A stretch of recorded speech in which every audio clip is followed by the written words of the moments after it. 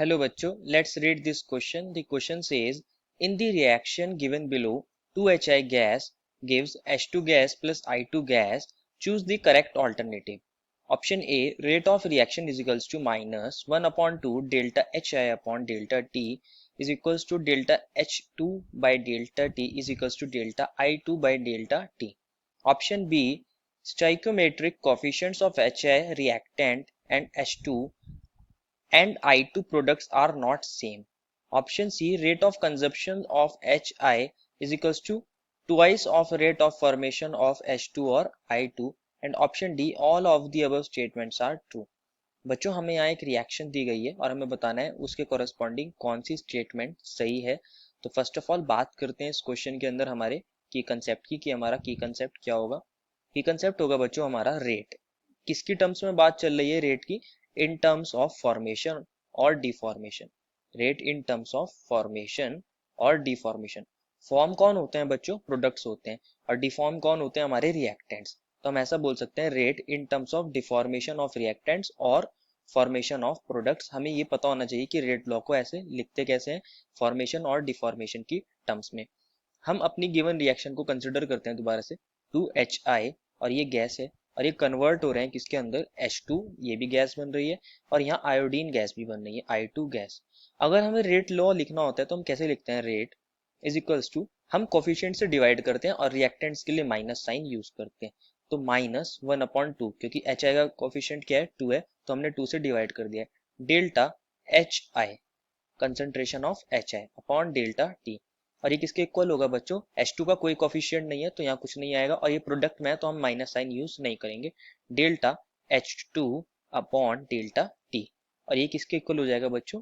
Delta I2 upon delta T। यहाँ पे भी कोई कोफिशिएंट नहीं है तो नहीं आएगा और यहाँ पे भी प्रोडक्ट है तो हम नेगेटिव साइन यूज नहीं करेंगे। ये इसके इक्वल बन जाएगा हमारा रेट लॉ एक्सप्रेशन। क्वेश्चन ने हमें फर्स्ट ऑप्शन में यही कहा था कि क्या रेट यही होगा, तो ये हमारे ऑप्शन ए से मैच कर रहा है, मतलब हमारा ऑप्शन ए करेक्ट हो जाएगा। अब बात करते हैं ऑप्शन नंबर बी की। ऑप्शन बी में कहा है stoichiometric coefficient of HI reactant and H2 and I2 product are not same. बच्चों इसमें हमें कहा गया है कि जो हमारे स्टोइकोमेट्रिक कोफिशिएंट है हमारे रिएक्टेंट और प्रोडक्ट के वो सेम नहीं है। हाँ ये बात सही है कि HI का कोफिशिएंट 2 है और यहाँ H2 का कोफिशिएंट कुछ नहीं लिखा है स्टोइकोमेट्रिक कोफिशिएंट, तो यहाँ क्या होगा? इसका स्टोइकोमेट्रिक कोफिशिएंट 1 होगा एंड ऑब्वियसली I2 का भी क्या होगा? 1 होगा। तो ये आपस में सेम नहीं है, मतलब हमारी ए स्टेटमेंट भी करेक्ट है और हमारी बी स्टेटमेंट भी क्या है? करेक्ट है। बात करते हैं ऑप्शन नंबर सी की। उसमें बोला है rate of consumption that is deformation या फिर डिकम्पोजिशन और फॉर्मेशन को कंपेयर किया गया है।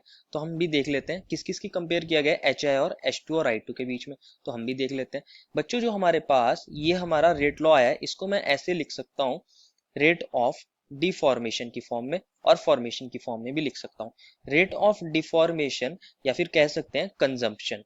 तो डिफॉर्मेशन और कंजप्शन क्या होगा? किसका कंजप्शन हो रहा है? हमारे HI का। तो हम यहाँ HI को लिखते हैं और ये हमारा होगा किसके equal? Minus delta HI upon delta T। यहाँ कोफिशिएंट्स को इंक्लूड नहीं करते।